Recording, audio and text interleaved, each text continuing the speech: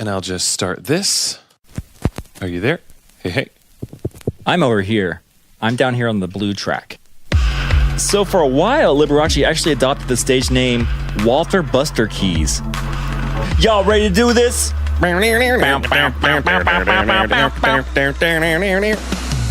Broadcasting from Nashville, Tennessee, offering a glimpse inside the music industry, shedding light on things they don't want you to know, and exposing some of the industry's biggest secrets. You're listening to the Turned Up Podcast, presented by Real Sound Productions. Here are your hosts, Jake Jones. You went up, I went down. And Robert Venable. I like how we harmonized on that second line there.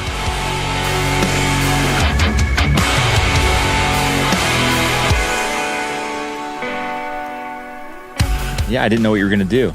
I was like, for a minute, sweaty, but we got there. Do you need a towel? I have these two right here, which should be just fine. Okay. I'm just going to wring it out onto the floor. Robert. What? Jake? This is about to be one of the weirdest podcasts we have ever done. Intentionally. We planned this out. We sought after something interesting and kind of uncomfortable to speak about. And I think this might take the cake. So, to give you full credit, because give credit where credit is due, this absolutely was your idea. And awesome. Just throw me under the bus. So this is really, really weird. Listen, I'm not mad about it. It's okay. Let's just start from the beginning, Jake.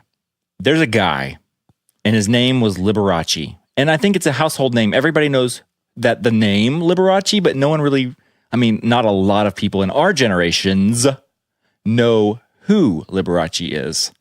And before you turn that dial, I need you to know that Liberace, if he were just who we think he was, a podcast about that guy would be really boring. Yeah, it would just be your typical Hollywood musician, actor, who super was famous this piano player.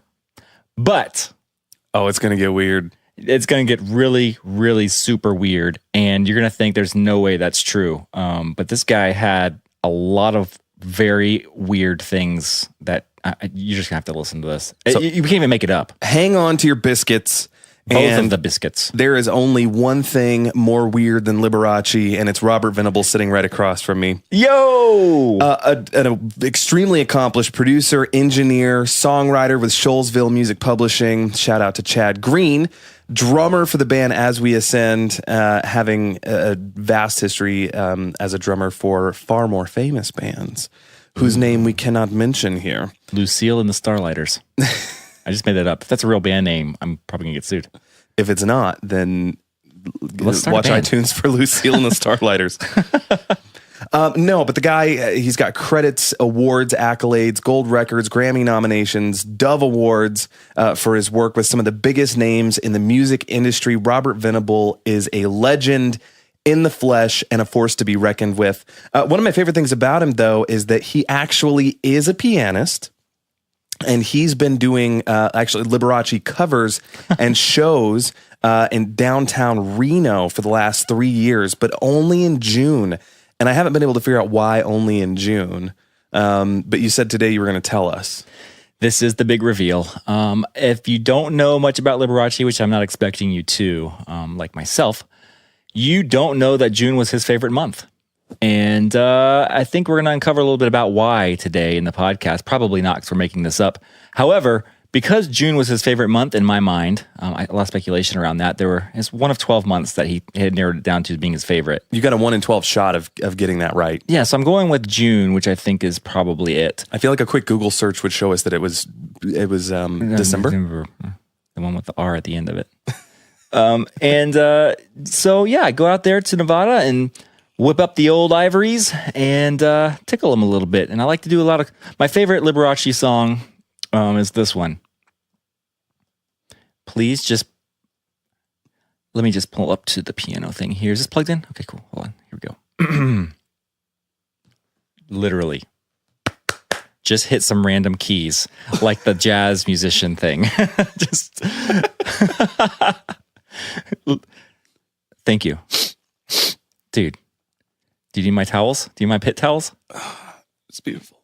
Give me one of those towels. Yeah, here, this one's already wet. Jake Jones, the comedian sitting before me and sometimes after me, is the guy who just made fun of the fact that I like to play piano covers of Liberace in How June. dare you break wind before me? Sorry, babe. I didn't know it was your turn. Oh, that was an Austin Powers quote, wasn't it? Yes. It just came out naturally. I don't remember where it was from. I Oh, think, one of my favorite movies of all time. like I was saying, Jake Jones, the one and the only songwriter with a publishing deal with Shoalsville Music, the singer, frontman, one of the two frontmen, and singers and guitarists of the band As We Ascend, formerly of We As Human, which toured all over this planet in the biggest arenas with all the coolest bands as well. The collector of Belly Button Lint, that is not his special thing I'm going to talk about later. Dude's got number one Billboard charting songs that he's mixed, produced, co-written, and done all the things to. Played on a whole wall of axes over there and guitars.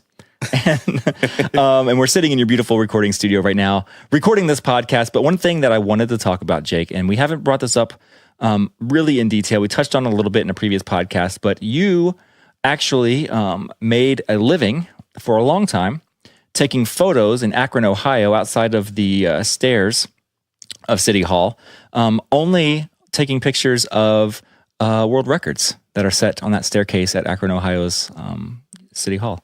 So could you please expound on some of those world records that you took photos of? Yes, actually. So it's a very, very short career. And I don't just mean short time-wise, although it was very short, one world record. I also mean very short height-wise. I think I know what you're speaking of here. The world record that I took a photo of was actually held by you, which is no longer held by you, unfortunately. Yeah, I had to come clean on that one. Who was it? Dale. Anyway. Oh, yeah, that guy. Truly wonderful man. Gentleman and a scholar. Unfortunate what happened to him. But the world record that I took the photo of was for the smallest blanket ever to be used on a cricket while jumping off of a step at the bottom of the courthouse in Akron, Ohio. Yeah, right by City Hall. Yeah, so it was good, man. It was tough retiring after that one. Of all the photos I had taken, that was the one. That was one of them. Of all the ones you took. And one that I will never forget, nor do I remember. I feel like you've said too much. I absolutely have. I think we should probably move on. Anyway, this is about Liberace. The guy known for his piano and like over-the-top gimmicky piano performances. Even though he was classically trained, he was something. He was a crooner. He was a womanizer.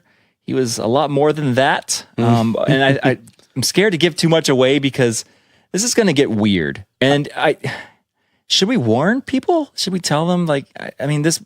We're going to keep it clean. It's going to be clean. But the content will definitely be a little bit on the mature side. Maybe listen to it first before listening to it on the way to taking your kids to school. Because, I mean, some people fall in line with okay listening to this kind of thing. Some people are like, this might be weird. Some people are like, who cares? We don't know you all individually, but we're trying.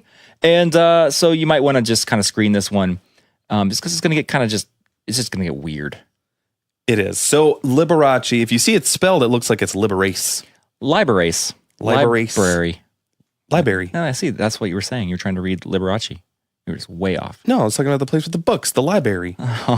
Yeah, and then what's the person who works there called? A librarian? It sounds like it could be the name of actually some kind of job title. I'm a librarian.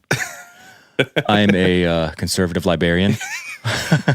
Libations? I research libations. I'm a librarian. Libationist. Libationist. Just like you're a guitarist, and I'm a drummist. I thought you were a rapist. That's not me, man. Although Liberace, maybe. Ooh. Let's just jump in. Let's rewind and go back to a dark and stormy night. Back in the year was, go ahead and picture this, 1919. I want to hear you pronounce his first name. This says, okay. It was May 16th, 1919. The wind was from the southwest at approximately 16 miles an hour. Humidity was in the air, but barely. In Akron, Ohio. No, it's actually in West Allis, Wisconsin. So up north, Not as they horribly say. far away. Not far North? from up north, 2-3 miles away from the border. Or no, I don't even know where West Allis is. However, this guy, Liberace, his first name, oh man, okay, I'm going to spell this, but I don't even know how to spell it properly because the second letter is a character that we don't have in the American alphabet. I'll make this really easy for you because I caught it I caught it when while watching a movie called Behind the Candelabra. Yeah, that's on Amazon Prime right now. You can watch it if you have a Prime membership, or you can just pay a couple bucks and watch it on YouTube or whatever. And if this story interests you, I will say before I pronounce his name, I will say that I was surprised at how closely the movie follows the book that was written by the main character, played by Matt Damon. Scott Thorson. Yeah, Scott Thorson. But because I don't know if it's because nobody knew how to pronounce it, or if it's because this is the closest English pronunciation. But it was Walter. That's not how you pronounce it. Walter Liberace. It's W. Well, that was his American name. That was like his. That's what his family called him. And his friends called him Lee. Right. Probably for Liberace, Lee, L-I. But so his first name is W, and it looks like an L with a slash through it. And an extra line on top. And yeah, like in a backwards little tilde. I don't know. Adziu. So we're going to say Lazio. That's Walter. Okay. And his middle name is Valentino. So his mom was Polish and his dad was Italian, both immigrants. And he was born in America, the great US of A. Marca. Not too far from Milwaukee, I don't think, based off of his future performances we'll get to. In West Allis, Wisconsin. And he was born, what they say, in cowl, which is literally meaning helmeted head. Which 1 in 80,000 babies are born with. And some cultures believe it's good luck, good fortune, good fame. You're destined to be something big. But basically, you're born inside the sack still. And part of it, like the layer is still on your head like a helmet. And it's totally fine. Nothing goes wrong. It's just the way it breaks open and stays attached to the baby's skull. Just looks like a little extra helmet there. And that's how he was born. And, apparently it was true. Whether it's true or not, it definitely seems to be so in this instance. Luck started already because he had a twin that died at birth. He won. He won the first battle. They had a lightsaber fight. in the room. And because he had a helmet on his head. Oh, that's true. He won. Maybe he was in full body armor, and that was just what he was stripped down to at the time of birth. So we already talked about his nicknames. He was Walter to his family because that other name's way too hard to say. But Lee is what all his friends and close people called him.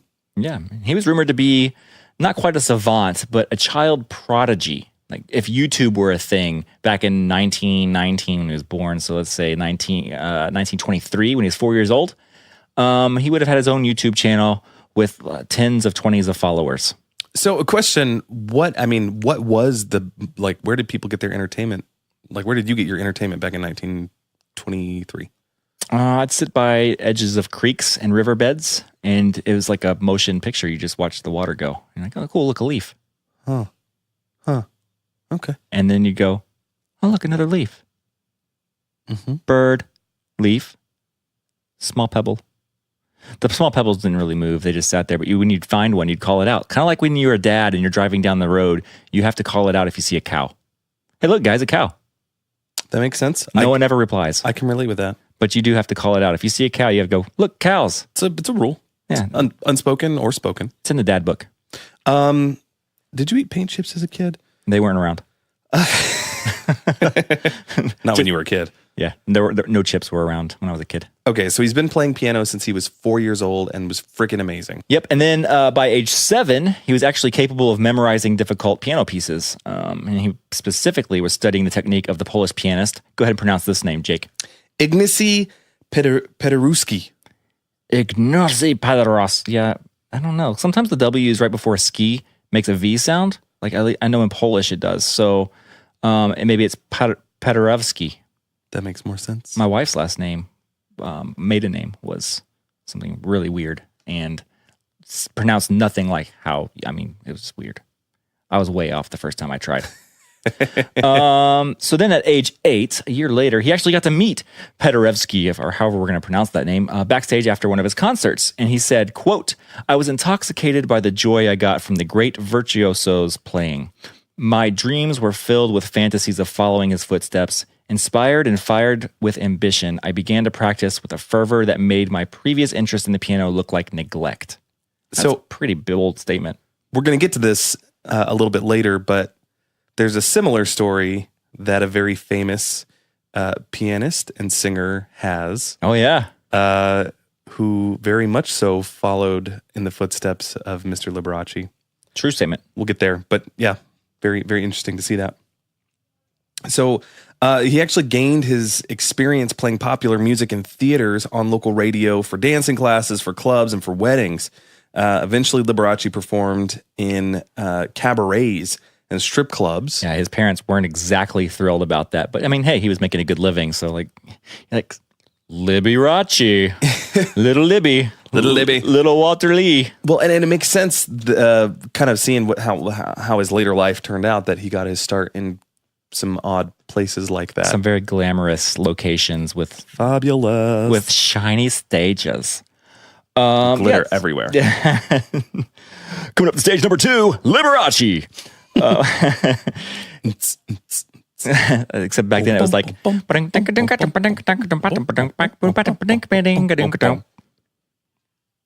I'm just happy about that. I'm just gonna leave that there. New show intro.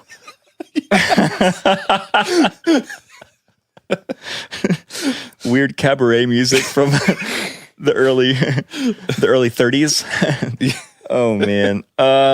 So for a while, Liberace actually adopted the stage name Walter Busterkeys, which is a very interesting name for any kind of pianist or performer. But he had a way of turning like eccentricities into attention-getting practices, like things that I guess think Lady Gaga, like a meat suit. That's great. Or even like Elton John. Yeah, that's another great example. Great example. Taking things. Throw that one out there. You're throwing a lot of things out there. I have to reel them back in a little bit. So yeah, he had that. And then in 1937, after, a traditional piano concert, he got his first encore, his first real encore. Everybody stood up and keep going, one more song. I don't know if that's really what they yelled, but that's what they yell these days, apparently. So he played the comedic song, Three Little Fishies. This song may sound very odd to you, but there's a reason we'll explain to you. You've heard Pig Latin. Iggy Piggy Atley. Double talk. I see I'm on a ton of pound. Alfalfa talk. Alfalfa talk. But here's a new one. It's fishy talk. We'll sing it now for you. Down in the netty, in the itty bitty poo fan, fitty itty fitty, and a mama fitty too. Them fitty mama fitty, fim a full tam, and the fam all over the dam. Boop boop diddle. Well, that certainly was interesting. But he played that song in styles of several different classical composers, people who were familiar at the time, but as being from centuries before, he would play that song in different styles. Like here is Chopin playing Three Little Fishies, that kind of thing. It'd be like us playing Twinkle Twinkle Little Star. It's like the YouTube. You see the YouTube guys, they're like, we'll do it like rap, and we'll do it like Creed or like Nickelback. Here's Nickelback's photograph in the style of Snoop Dogg. Yeah, that kind of thing. That makes sense. So in January 1940, he was 20 years old, and he played with the Chicago Symphony Orchestra at Pabst Theater in Milwaukee. And that kind of kicked off his touring career there in the Midwest. And then between 1942 and 1944, Liberace moved from straight classical performance and actually reinvented his whole act to one featuring what he says, quote, pop with a little bit of classics, or as he also called it, quote, classical music with the boring parts left out. That's my kind of classical music. But he actually started struggling a little bit after that in the early to mid 1940s. And tried to find a way to reinvent himself. And he did this a lot in his career, so you'll see a pattern developing. That makes total sense. In the late 40s, he started playing in clubs in New York City.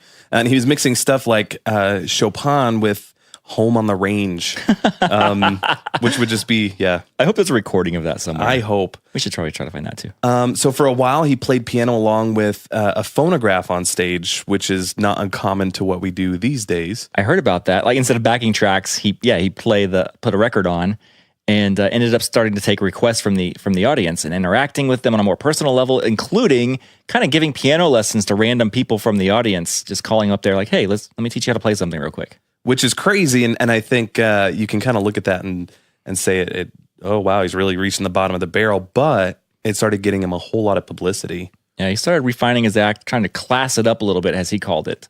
That's where he added his famous candelabrum, the big candelabra, the big, think of a menorah, one of those kind of things, but bigger with a lot of little candles in it. And that was like his trademark branding, logo, icon thing that he had going on. And started wearing bright white bow tie and tuxedo tails to be more visible on large stages and big performing areas. So by 1947, he was going strictly just by Liberace. No more Busterkeys. no more. Yeah, Walter Rest in Busterkeys. peace, Walter. Yeah. He bought a rare, oversized, gold-leafed Bluthner Grand. I'm going to say Bluthner. It's my best. It looks like Bluthner. Best attempt. I'm not familiar with the piano. Grand is in, grand piano. And then he bought more extravagant, custom decorated pianos, some encrusted with rhinestones and mirrors. And you can find these, you do a quick Google search of Liberace, you'll see him sitting at some very ridiculously bedazzled grand pianos. It's kind of funny. Yes, his rhinestones were absolutely his trademark. His New York City performance at Madison Square Garden, the huge venue that everybody wants to play at sometime in their life, in the year of 1954, in the year of our Lord, earned him a record $138,000, which is equivalent to about $1.26 million today for just one performance. Wow. I mean, he was on top of his game for a while. Like I said, hit or miss. It'd come and go and have to revamp his career every now and then. But he was actually mentioned as a sex symbol in the Chordette's 1954 number one hit, Mr. Sandman. They actually drop his name. So from like the 1950s until the late 70s, I think, Liberace was the absolute highest paid musician in the world. It's crazy. Like I said, I knew the name Liberace. And until I saw that movie, Behind the Candelabra, and then started doing this research, I had never really known that much about it. And stay with us. We're going to get into some crazy stuff, but I didn't know that he was that big. I didn't even know that he was famous for piano. Like, I've always heard the name Liberace, but you always hear it associated with all kinds of things. Sure, and we'll get into that. Yeah. So by 1955, he was making over $1 million per year from public appearances and millions from television. We'll get into television in a second. But critics loved him and hated him and loved to hate him. He would always say, I know I'm a gimmick, but I laugh all the way to the bank. And later he read a very critical review from somebody. I read an article and he started saying, he amended it to, now I cry all the way to the bank. And then even a more critical review later, an appearance on Tonight Show some years later, Liberace reran the quote by Johnny Carson and finished it by saying, I don't cry all the way to the bank anymore. I bought the bank. Boom, mic drop. Mic drop. That was a burn back in the, 60s, 50s, late 50s, whenever that was. So he actually had his own show. He did. The Liberace Show. One of my favorite ones. I remember when that came out. It began July 1st, right after his favorite month of June of 1952, but did not lead to a regular network series. It was actually just a 15-minute long show and select markets that would pick it up. So his first 2 years' earnings from that TV show netted him $7 million. Goodness. Which I can't even imagine how much that is in today's money. Of course, there were reruns. And those continued to earn him, 80%, I think? Yeah, he signed a contract at 80% of those Wow. profits he got to keep. That's so nuts. And just so you know, it was mostly a female TV audience. He captured the hearts of women. He just loved having so much attention, and these women just loved the way, his style, his over-the-topness, his ridiculous craziness. Which is funny. I mean, you look at even rock stars of that day. You go to the 60s and 70s. I mean, we had Elvis and the Beatles and... Yeah, rhinestones and ridiculous clothes, outfits, instruments on stage. We kind of look at that today and go, oh, that's kind of weird. Let me tell you, this dude drew over 30 million audience viewers at any one time. Wow. And he was receiving 10,000 fan letters a week. Wow. That's a lot of mail. I wonder if he actually, really, if you're making that much fan mail, which I know it's not a thing these days because of email and Twitter and Instagram and whatever, but I wonder if you're making 10,000 fan letters a day, hitting your mailbox, PO box, your management, whatever. Like, what does that look like? Do you just burn it? Where does it go? I mean, a week, not a day, but 10,000 a week. That's ridiculous. Yeah. Oh my goodness. I mean, you could fill up an entire landfill just in fan mail. I wonder, what if there's money in some of those? Or you've got to be. They are weirdos. Okay, Jake, you and I play in a band, and we've played in bands before. And when you meet people, fans, the ones that have enough courage to talk to you, right? There are some that are shy, and that's fine. But there's some that you meet, and you're like, whoa, that's a human. That's a real human. You exist? That's a weird human. And it doesn't happen very often. Who let you out? Do they know you got out? Are you allowed to be out right now? Adults, children, whatever, it doesn't matter. But there are some weird people out there. And imagine at that time, 10,000 letters a week. There've got to be some really interesting words on some paper there. Oh my gosh. Yeah. They exist. I mean, unless they were burned, they exist somewhere. Fun fact, Liberace was one of the first to be shown on British commercial television in the 50s on Sunday afternoons. And now we get to where things start to get interesting because of that, and I don't know why, if it's particular to the British commercial television or what it was, but homosexual men started finding him appealing. Very appealing. I mean, he was glamorous. He wore the rhinestones. He wore the brightly colored things and was over the top performing. But he was also the first gay person that Elton John had ever seen on television, and he became his hero. Wait, Liberace was gay? Well, that's a whole nother topic we're going to have to get into in a minute. Till the day he died, he denied any kind of homosexual activity, including some lawsuits that were involved for libel that said he won. So pause on that. But yeah, Elton John saw him on TV and said, that's who I want to be. And we all know who Elton is these days. And I think he did a fabulous job. Spectacular even. So, Liberace, he was a devout Catholic, had always been a devout Catholic. In fact, he even met Pope Pius? Pius? Yeah, I don't know. That sounds right. I don't know. I'm not Catholic. The 12th, a highlight of his life, and he would declare proudly. For not being a Roman, Jake, you nailed those numerals. I'm up on the Roman numeral jargon. I think I could get to 20, and that's about it. And then there's the M's and stuff for like hundreds or thousands. Yeah, I could get to 100. I wouldn't know beyond that. Yeah, and then I'm done. So in 1960, he performed at the London Palladium with Nat King Cole. That's iconic. And Sammy Davis Jr. Yes, the Palladium is that. See, that would be my. That's your Madison Square Garden? That's my Madison Square Garden. I'd take either one of them, really.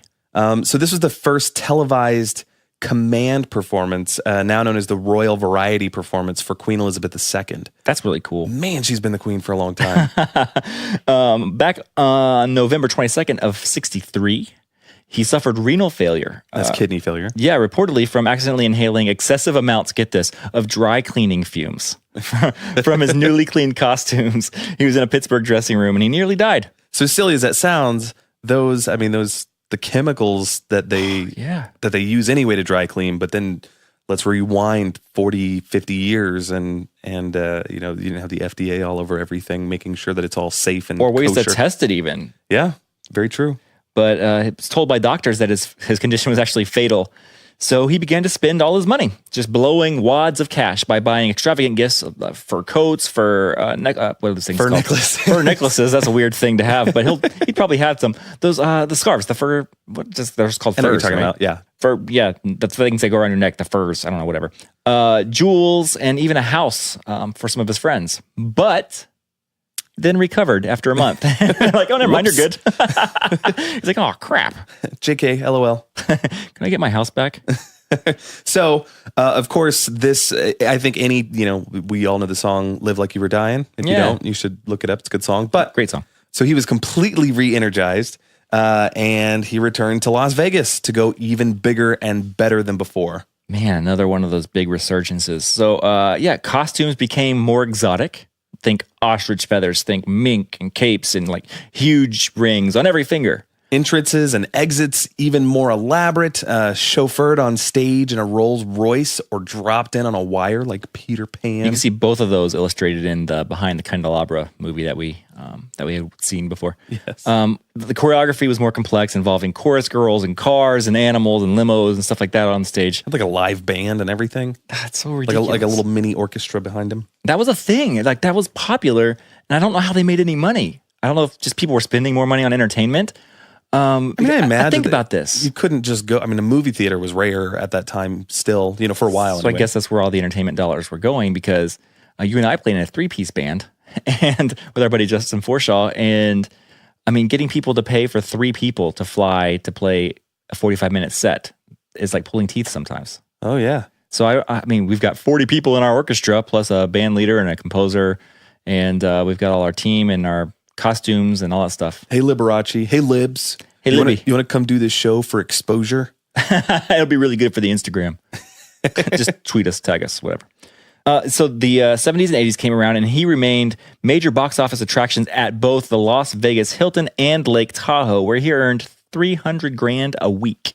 That makes sense why he was, because I was thinking 70s and 80s, still the highest paid entertainer in the world.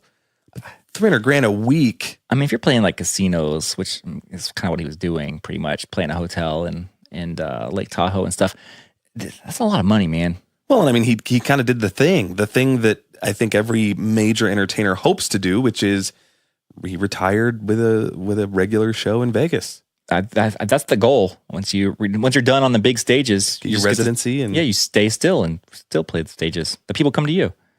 So let's talk about his music recordings, because he was a musician. He had to have had some recordings besides just doing all these live shows.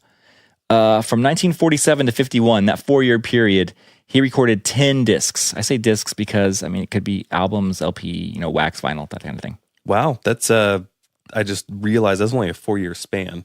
That's more than 2 a year, sir. That's a lot. By 1954, it jumped to nearly 70 discs and sold over 400,000 albums. So that's 7 years, from 47 to 54, right? Yeah. 7 years, 8 years-ish. 70 discs, so 10 a year averaging. That's ridiculous. So his most popular single was Ave Maria, obviously not an original, but he sold more than 300,000 copies of a cover song. Wow. Yeah. Well, what else can you say about that, really? In his life, he received 6 gold records. Which is impressive. That's good for anybody. And I would say platinum is most impressive, but when you're popping out 10 discs a year, the fact that any of them sells over 100,000 alone is insanely impressive. Maybe he intentionally wanted to keep them as gold records, knowing his style. This is true. He was really big into gold. This is true. We'll talk about that in a minute. Platinum was not as flashy. Here's the part where things start to get a little shady. So there were lawsuits and stuff. Let's just talk about this. In 1956, an article in the Daily Mirror by columnist who went by the name Cassandra, depends on how you want to pronounce it, if you're really fancy or just a normal dude. But his real name, writing as Cassandra, his name was William Connor. And he described Liberace as, and I'm going to quote here, the summit of sex, the pinnacle of masculine, feminine, and neuter.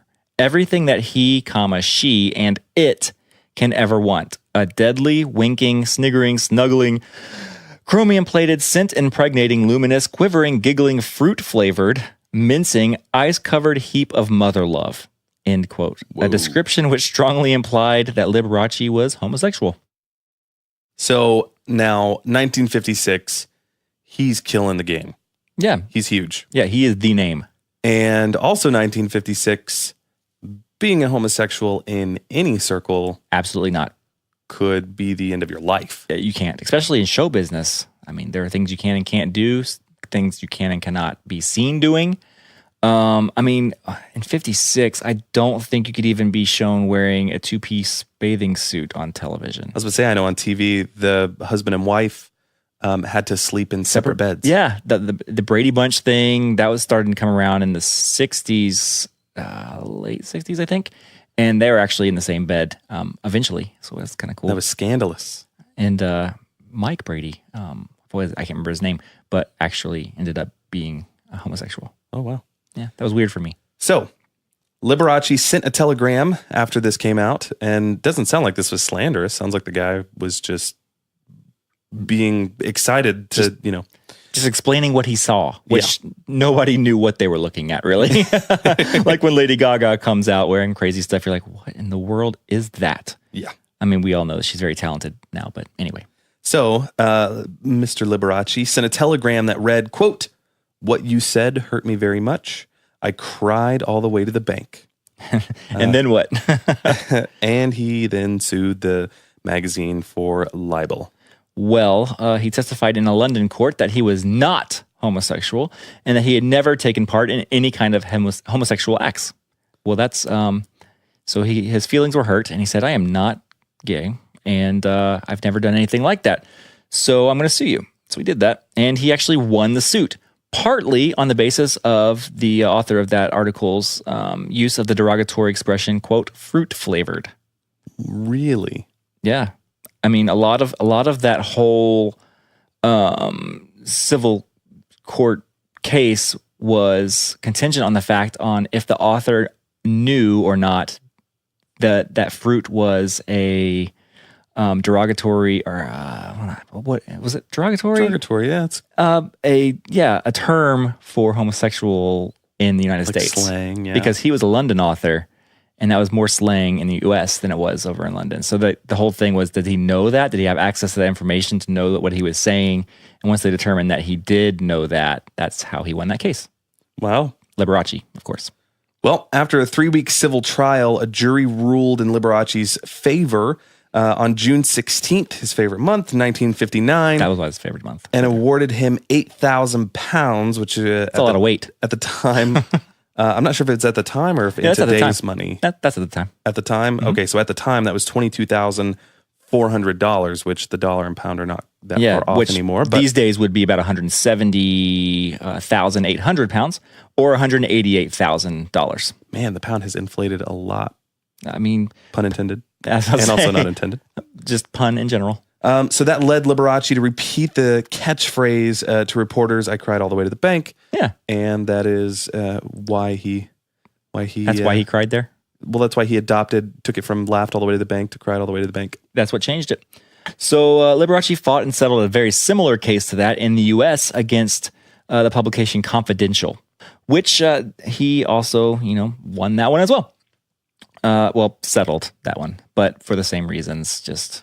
They were calling him homosexual, and he's like, "I've never done anything like that. I'm not. Stop calling me that. Pay me money." So do you think that it's because, just in your opinion, Robert, do you think that it's because he was Liberace and like everyone's kind of like easy target?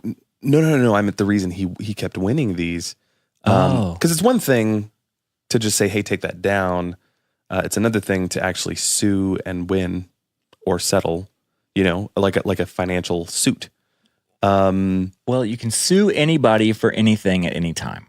Okay. So with that being said, it does take money to sue somebody. Someone has to pay for it, whether the attorneys that are on your side agree to eat that cost and only get paid when you win, or if you have to pay that up front, so the court costs and the cost for retaining an attorney and all that stuff. When you have millions of dollars and are one of the highest paid entertainers in the world, it's easy to open a lawsuit against somebody who might not have that money and why you might settle out of court to, quote, win. But being Liberace, I'm sure, didn't hurt much. I mean, libel is one of those things which is hard to prove, and it's hard to win because you have to have proof that that's going to damage your persona, your public, the way you your look. Public image. Yeah. So libel is like defamation of character. Right? Exactly. So if he's out there on stage, singing, wearing glittery things, he can do that. Anybody, straight or not straight, porpoise or porcupine or paperclip, whatever Guy Gilchrist said, whatever you are, you can wear that. But he definitely was a character, and you can't accuse somebody of being something, especially if they're in the spotlight a lot. You can't just start saying you are this or you are that. I mean, at the time, that may have been derogatory. Sure. Because now it wasn't as openly accepted at all by any means as it is now.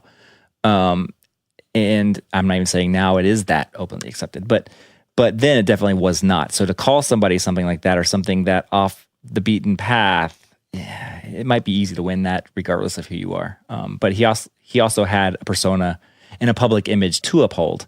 Sure. Well, I mean, his whole empire depended on it. And yeah, he built that. He built that on purpose with being over the top and really bright and shiny. So to bring that down, yeah, I mean, yeah. He had a public image to uphold, and that could have influenced it, especially with how many female followers he had that were all over him. Yeah, that makes sense, especially if that was a large share of his market. You know, you're going to lose 2/3 of your fan base the second that word gets out that, you know. Yeah. That you're not into that. Before we get into this next lawsuit, there's another one here that's pretty big and pretty interesting. We need to explain who this gentleman is. Yes. So Scott Thorson, the guy we referenced at the beginning of the podcast, is... we should probably paraphrase some of the relationship. Let's just sum it up. Okay. Let's just shoot from the hip here. We're going off script. This could go crazy. Scott Thorson was working as an animal caretaker on movie sets. Right. Had a rough upbringing. Had a friend named Bob. Hey, Bob. Bob was a personal friend of Liberace's, and they went and saw him wound up backstage after a show just saying hello. Sure. And that is how Mr. Thorson met Liberace initially.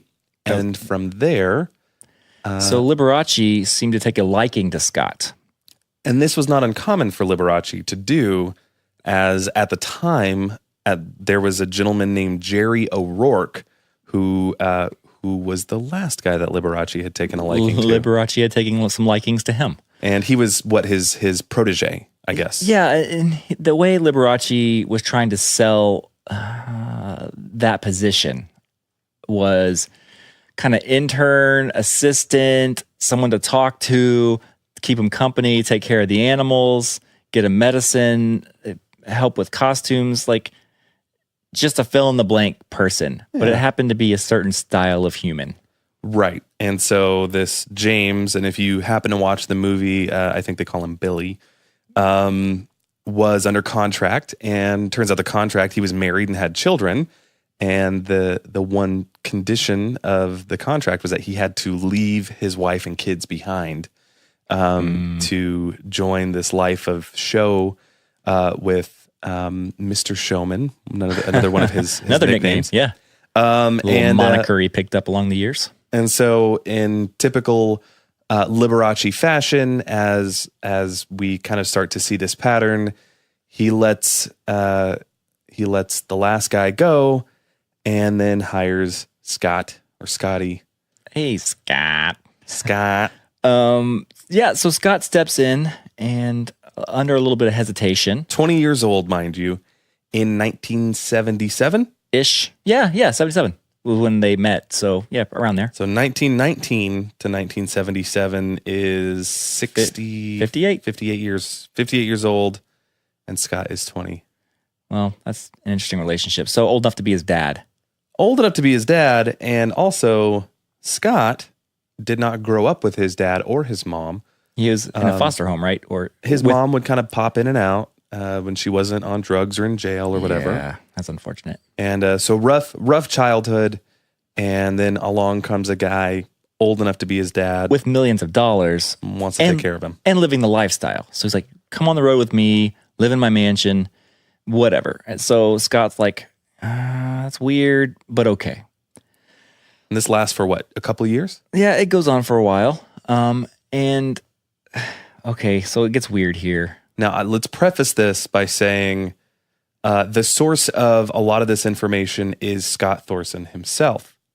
Who is still alive and is in jail right now. Out in Vegas. For, theft? So he had probation from some little things like theft of credit cards, or he had credit cards that had been stolen. He was using them, using a fake name, and some other things that he was on probation for, and violated the probation with other things, was found to be on meth, and then was tested 2 other times and found to be on meth. And then, so eventually they just Put him in jail.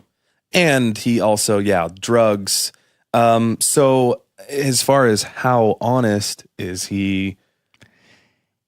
Well, there's a questionable character, questionable amount of his character there, just because, I mean, you're a druggie thief that's in jail, you're taking his story, and he has no one to counteract it because the other, Liberace's not with us anymore, and I don't think that's a surprise. It's not a big bomb to drop right now, but he can't rebut it, and he can't go, that's not how at all it was. But we're taking Scott's word for it. And that's they made a movie about it. Yeah.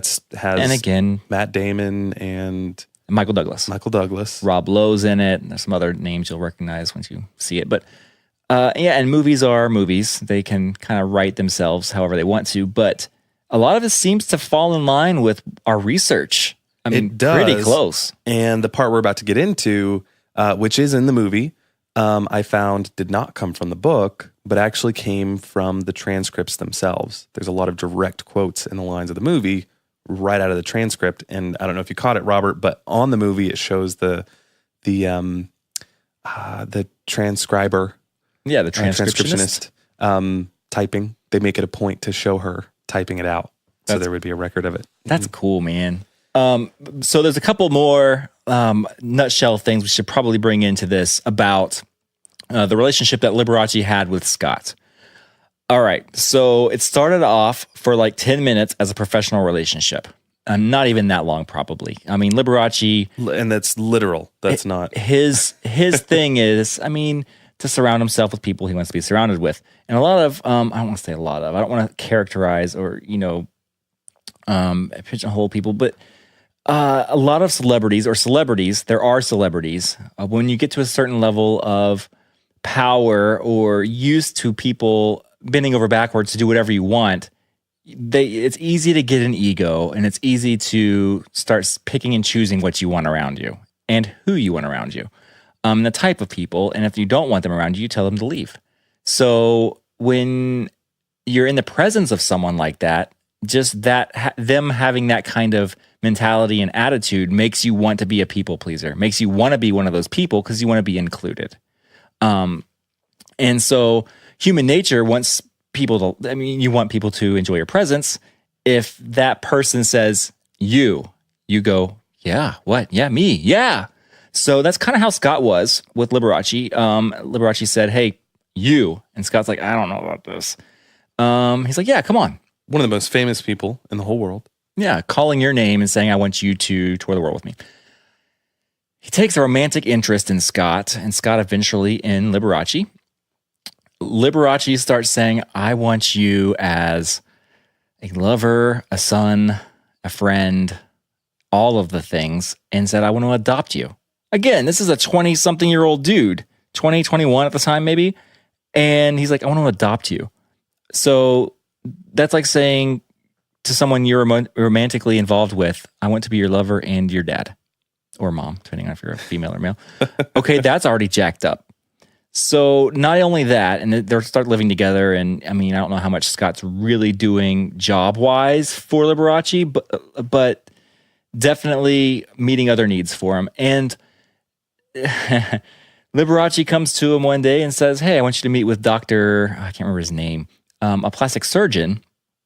And this is so weird. He has it all laid out, and I had the instructions already given to the doctor to tell Scott that he's going to get plastic surgery to look just like Liberace. So now he wants to adopt him as his son. He wants to be his lover, and he wants him to look like himself. Which I encourage every single one of you. Google, here's his name, Scott Thorson. Thorson. And then Google Liberace. Liberace. Liberace.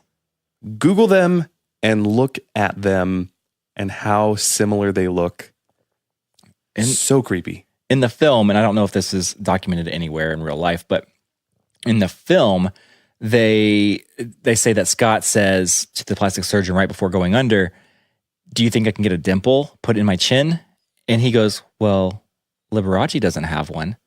And he goes, I know, but it's my face. He's like, he goes, just a small one. I guess we could do that. And then Scott's like, wait, do you think he'll be mad that I don't look just like him? And like, So he has a little bit of a weird. dimple.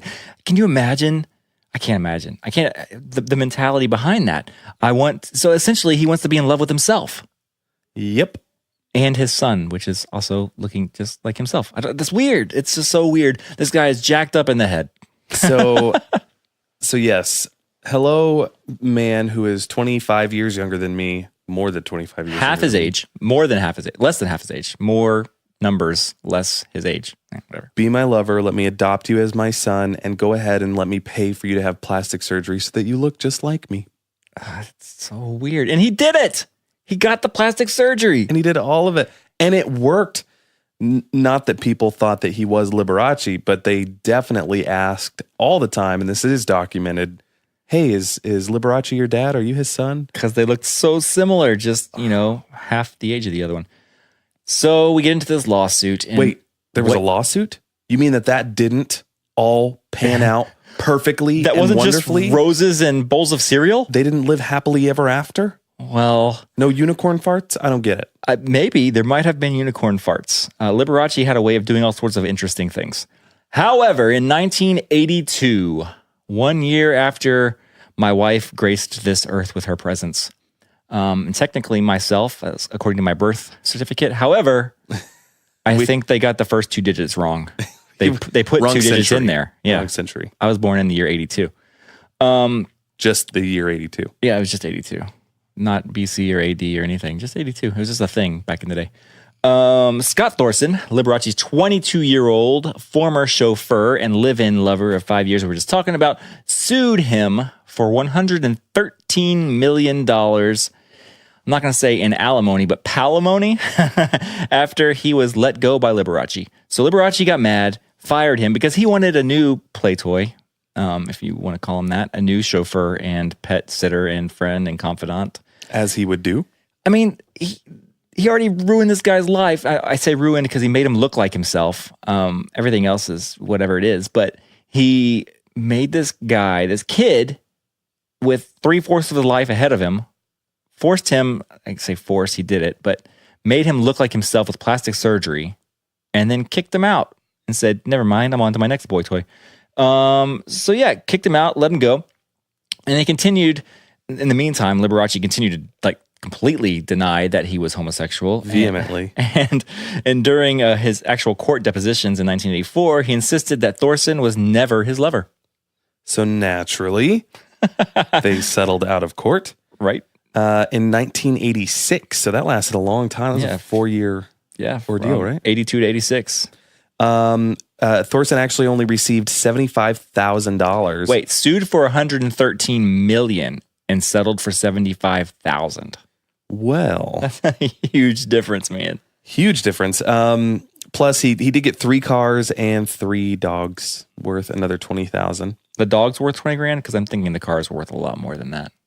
So, and there were reasons why he only got that much. It wasn't Please share that because only. $113 million of $75,000 sounds like someone lost. Well, Thorson says that he settled because, and he said this after Liberace's death, that he knew Liberace was dying and that he could essentially flip the goods after Liberace's death for As more money. Being owned by Liberace or that kind of stuff. That makes sense. They call it conversion of property. It's called flipping. And actually later attested that Liberace was a boring guy in his private life and mostly referred to spending his free time cooking and decorating and playing with his dogs, and that he also, and this is an interesting fact, never played the piano outside of his public performances. But I get that. I do too. I've been playing guitar since I was 6 years old. I took lessons. I played every day. I spent all my teen years 8 to 12 hours a day playing guitar all day long in my bedroom. It's a lot of hours. And yeah, I do play still for my job, but not nearly as much as I did when I was trying to learn. And now now we play on stage. So, I mean, I can understand kind of getting burnt out. Yeah, and according to Scott, he actually said that Liberace had several decorated ornamental pianos, like very tricked out gold-laced pianos and pearl inlays and all that kind of stuff in various rooms of his house, but he never played them. But he had a piano in so many rooms. Wow. I mean, I get it. And side note, Liberace kind of had a lot of endorsement deals and a lot of sponsorships, and people wanted to give him things. And he was quoted one time as saying, if people want me to like tuna, I'll like tuna. Like saying, they want to send me a piano, I'll like this piano. If they want to send me whatever these jogging shorts are, I'll tell everybody I love these jogging shorts. He was an opportunist in that manner, but had tons of endorsement deals. Got to make that money. And he had the money, and the more money you have, sometimes the more people want to give you things. Isn't that so weird? It's so weird. And okay, in first-hand experience, I can say that some of my clients that I spent some time with that have a lot of money. Hanging out with them in social interactions and in social atmospheres, they have all the money in the world to spend. More than enough for a whole neighborhood. But people want to give them things for free or not charge them for things. So the more money you have, the less you spend, which makes you have more money. That's crazy. It's just weird. And then I would see like one of my clients haggle over a $30 taxi fare, and in the meantime spend $3,000 on dinner. Wow. Right after we get out of that $30 taxi. I'm like, weird. Very weird to me. Pick your battles, and that's not one of them. So, Liberace died, right? I think so. He's not alive anymore, so I think, could be wrong, I think that means that he's dead. If you listen to one of our podcasts from this season, you might find that he's hanging out with Elvis and Tupac. I'm just kidding. There's no conspiracies about him still being alive. He's dead. So, if you were to have been alive at the time, like my friend Robert. Hello. Then actually, I was alive at the time. So little baby Jakey. I was a little baby. If you happen to be watching the news at the time, then you may have been told he died of cardiac arrest. If you have Wikipedia'd him, then you have read that he died of pneumonia. There are so many things that this guy died of at the same time. But there's a little bit of conspiracy here, though. There's a little bit of conspiracy, and Mr. Liberace had a lifestyle and that was conducive to a certain virus that was starting to spread in the United States in the 1980s. Autoimmune deficiency virus. Which AIDS. AIDS. Yeah, that's unfortunate. So even though Liberace never, to the day he died, publicly acknowledged the fact that he was gay, he further obscured his sexuality in articles like, get this. So there's this article in Mature Women. The article is called Mature Women Are Best. And TV's top pianist reveals what kind of women he'd marry. I mean, the simple article would be none, but none women. But he makes up a story and says the kind of things he likes, and he wanted to keep it elusive and wanted to keep that area gray on purpose because most of his fan base were women that thought they had a chance. It was weird. Anyway, so he never publicly acknowledged the fact that he was gay. And in a 2011 interview, actress and close friend Betty White, we all know who that is, one of the Golden Girls, stated that Liberace was indeed gay and that she was often used as his beard.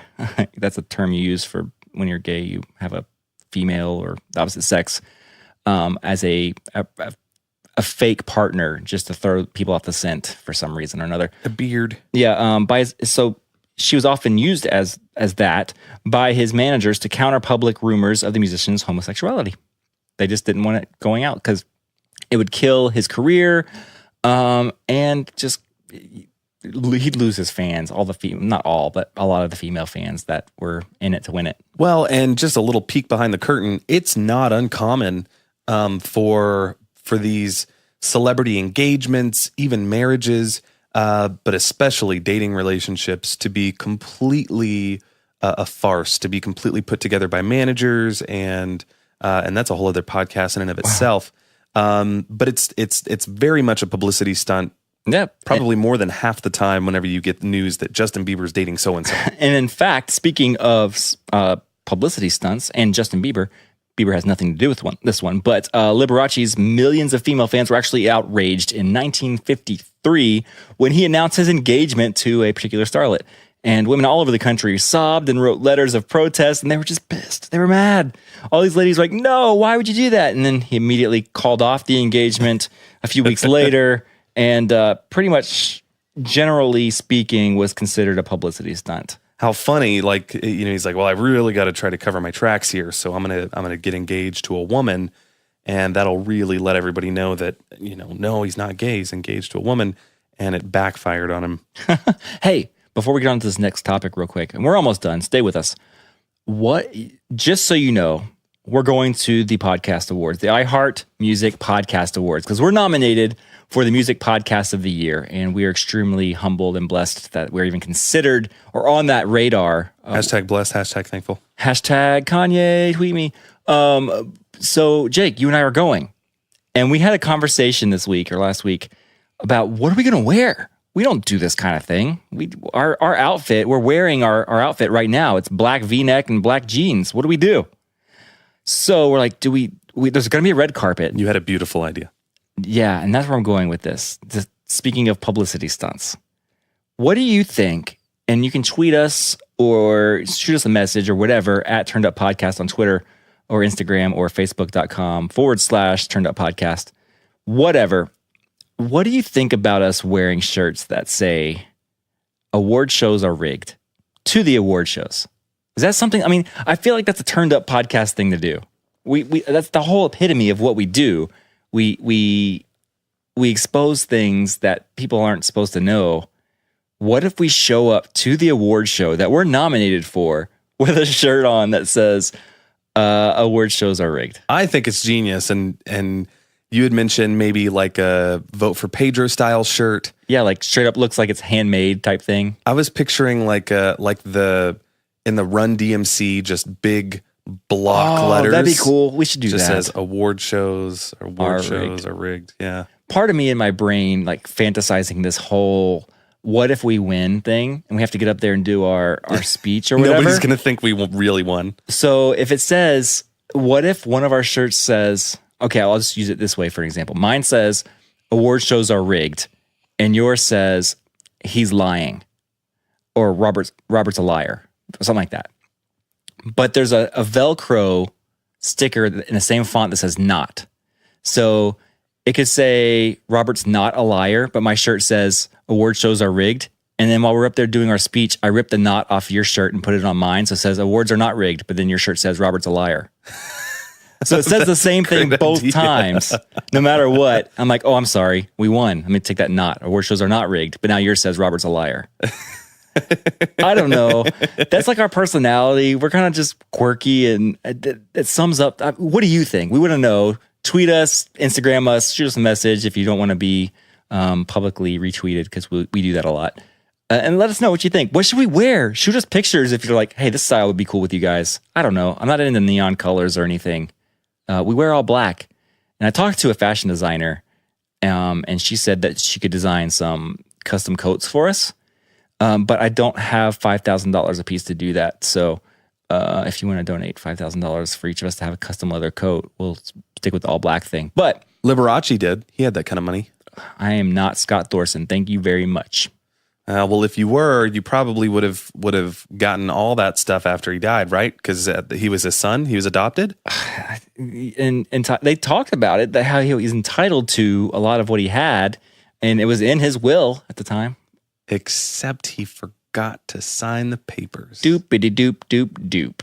And that's why he only got $75,000. That's so weird, man. All right, so Liberace was secretly diagnosed with being HIV positive. We talked about that a minute ago.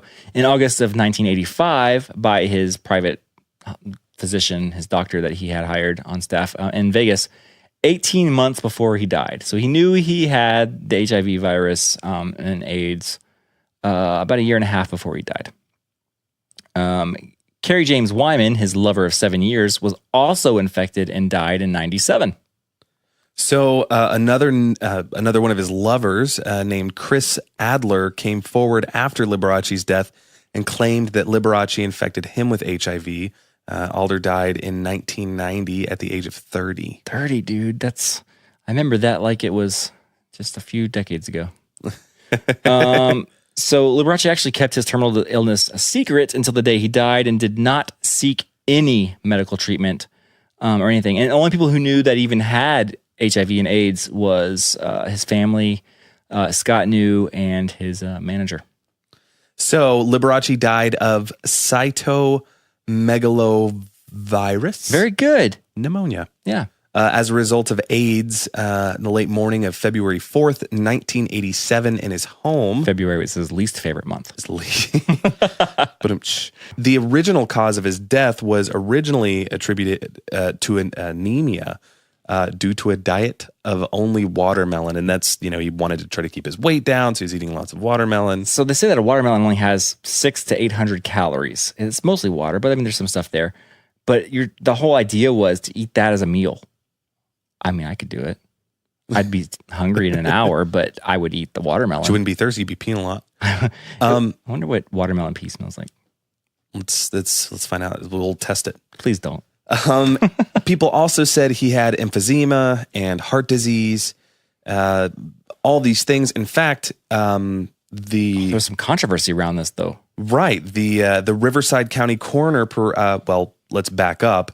I believe it was either anemia or a heart attack, cardiac arrest. Yeah. Is what it said on his death certificate initially. However, because there were suspicions that he might have an infectious disease, the state of California said, no, the law is if there's any suspicion of any kind of infectious disease, we have to do an autopsy because all these people need to know if they've been infected with this virus. And it should be said that he was at this time already embalmed. So they had to take samples of his skin tissue and whatever was still there. There was no more blood. There were no more fluids there for them to take and samples. They had to cut off some skin. Anyway, go ahead. So the Riverside County coroner performed an autopsy and stated that, quote, a deliberate attempt had been made to hide the actual cause of death by Liberace's doctors, his manager, and Liberace's entire immediate family. That's ridiculous, man. And it's through that autopsy that they discovered... they found out that he had emphysema. Yeah, he had emphysema. He was a chain smoker, man. And coronary artery disease from the years of chain smoking. But that the real cause of his death was pneumonia due to complications from AIDS. He was said to be worth a lot of money at that time. I know he was sued for $113 million by Scott before he died. However, they're saying his actual net worth at the time of death was $110 million, or a little bit more than that at the time of his death. Wow. That's more money than I've got in my bank account right now. It's like at least $3 more than I have in my bank account. 3 or 4, ish. Inflation, Tuesday, times percentage of yield and things. Yeah, I'm close. Price of eggs in China, always relevant. Yeah, Bitcoin things. So before we wrap this up, let's talk about his awards. Yeah, we can't leave it on such a gloomy thing here. During his career, he actually earned 2 Emmy Awards. Which he liked to talk about a lot. He likes to talk about himself a lot in general, by the way. He's just that guy. You kind of start to get a sense of who Liberace was based off the stuff we're telling you. You start to hear, like, okay, really flashy, really eccentric, really liked people knowing he was in the room, and would never shy away from an opportunity to give you advice, or even if he had room to talk or not, he would offer his advice.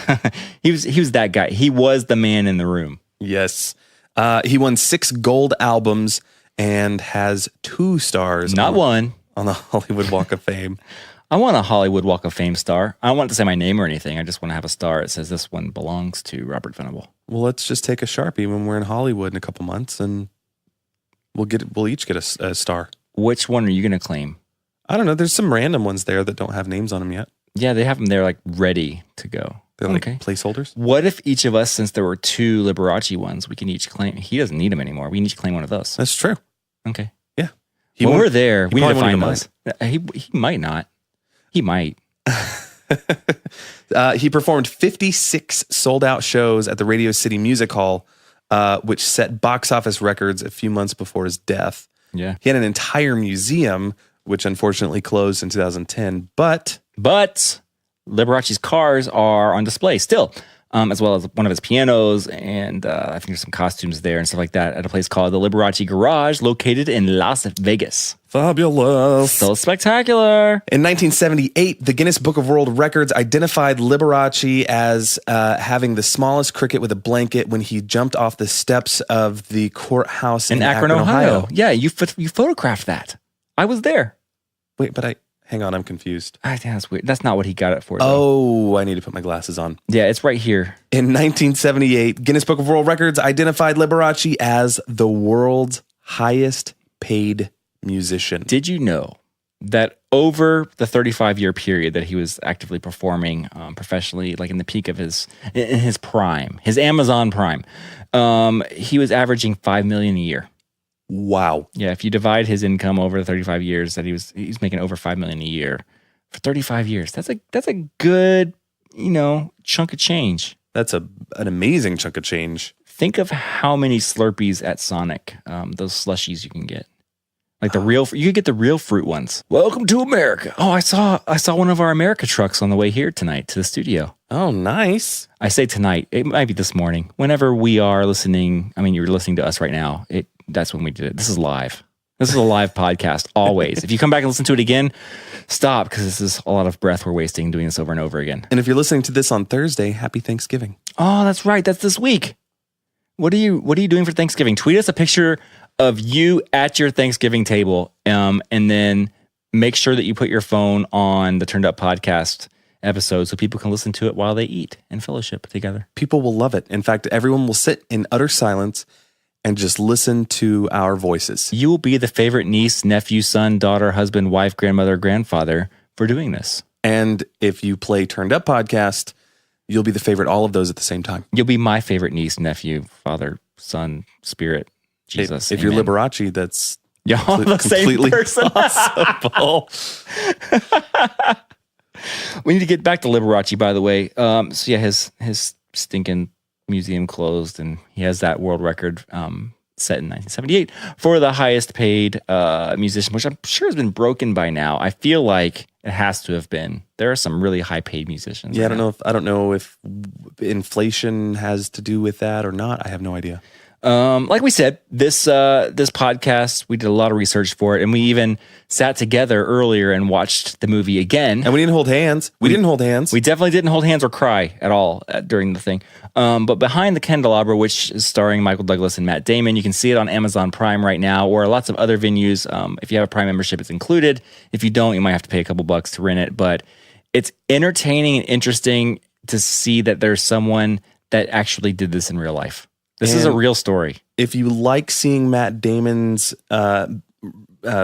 backside derriere, then this is a movie for you. And if you don't, it's still a good movie, but you'll have to look at his derriere several times. You see his nipples a lot, which is interesting in different ways. It's just weird. Anyway, it's not something I really noted. I made a note. So approximately 4 minutes and 13 seconds in, 6 minutes and 18 seconds in. Oh, this is going to be 22 minutes and 14 seconds in. Oh, wait, there was a break that minutes, long? 27 minutes, 28 minutes, all at the 10-second mark. Then we go to a period, this is when I use the restroom, of 10 minutes in between, and then you go to the 32-minute, 14-second mark. I'm just kidding. I ran out of minutes. Oh, man. So I told you it wasn't going to be boring. I told you. Liberace is the opposite of boring, and he is It's so intriguing, man. The originator. I think it's safe to say we have him to thank for the glitz and glam of Elton John. I know that he was a big influence on Lady Gaga as well, and just kind of the big Vegas, over the top, glamorous, shiny rhinestone sort of performances that we see in pop today. By the way, Elton and Ms. Gaga, tweet me. Okay, here, Jake, check this out. Every time we do a podcast, we start naming all of these new patrons for the month and all this kind of stuff. But the list is getting kind of large, and which is great. Thank you for supporting us, and that's how we even caught the attention of iHeart Music Podcast Awards. So we appreciate that, and we appreciate your support. But I don't want to name all of them right now again. So I'm going to randomly scroll, and we're going to give a shout out to, oh, we actually shouted this one out before. Katie Mouse, hello. Thanks for being one of our featured patrons. And one more. Scroll. I went all the way to the bottom for this one. This is going way back to April Josiah Nosbaum. Thanks for being one of our patrons. And if you want to be one of our patrons, and get behind the scenes photos, behind the scenes. You can get all sorts of things. We actually had Jennifer Walter come into the studio and sit with us while we recorded one of these podcasts, and she did the intro to one of our podcasts. But if you want to be one of these patrons, and there's tons of things you can choose from, just go to turneduppodcast.com, and in the upper right-hand corner, click on Become a Patron. Choose what you want. Choose your prizes, your goodies, your loot, your booty, whatever you want to call it. Pick the best booty. It's your only chance you get to choose your booty. And yeah, you can get it. You can become one of our patrons. You get to help support the podcast, keep us in your ear holes, as well as hang out with us anytime you're in Nashville. If we're available and doing a podcast, you're welcome to sit in. You can record an intro. You can get a cool coffee mug. I think we tweeted a picture of that sometime this week. We have stickers. I'm looking at one right now in your recording studio. There's all sorts of really ridiculously cool things, which I'm sad I don't get to keep many of them because we have to give them away. But yeah, and it's as simple as $5 a month. You can do something like that just to help us out. Yes, and if you give us $5,000 a month, we will let you record your own podcast. And we'll watch. And we'll watch. But seriously, thank you so much to our patrons. All of you, you keep us going from month to month. You've allowed us to grow and expand, and we are continuing to grow and expand. And you've taken us to Los Angeles, Hollywood. We're going on the road where we're gonna go attend the iHeart Music Awards. And actually, the funds Podcast from awards. Our patrons are what's paying for our flights and our hotel and our food while we're traveling out there to see if maybe, fingers crossed, we win an award, our first award. This could be a thing. Still hard for me to believe. I know, there's no way, man. With our competition, I say competition, with the people we are associated with and the other 5 podcasts in our group, in the music podcast of the year group, it's like we're fans of those podcasts. We're going to vote for them, which, by the way, you can vote for us 5 times a day, and it's free. You don't have to give a credit card number or anything weird or sign up for newsletters. But I vote, literally, shameless plug, every day. I put 5 votes in our account. Just go to iHeartPodcast.com and you can click on, I'm going to do it right now. I already did it today, so it might not let me. You can vote now at the very top. Oh, I have done mine today, yeah. And then you go to the music category. Boom. It even reminds you, vote 5 times a day per category. You go down to Turned Up Podcast, click vote now, confirm vote. Type in your email address. If you don't have an account, you can associate your Facebook account or whatever, or just create an account with the email address and make up a password. Here's my favorite part of this. Go ahead. So I always click login with Google. Okay, I don't even do that. That's a cool idea. I thought it made me. I just type in my Gmail address. Oh, well, yeah. It does it. I see mine's it on now. my browser, yeah. Huh. So it says cast votes. And it takes me to this little thing that says, would you like to receive the emails? And it's right there next to cast your vote. So you click no. Unless you want them. No, unless you want them, of course. If it's your thing. But I just, they're not trying to trick you into It's not in some small fine print. Yeah, it's right there. I've never gotten an iHeart radio email. Nope. From their stay updated on the latest iHeart radio news. You haven't voted today. Are you sure you want to vote? Blah, blah, blah, blah, blah. No, nothing. Yeah, it's great. And then once you click vote, my favorite part is there's a button. So you don't have to do this 5 times. There's a button that just says cast 4 more votes.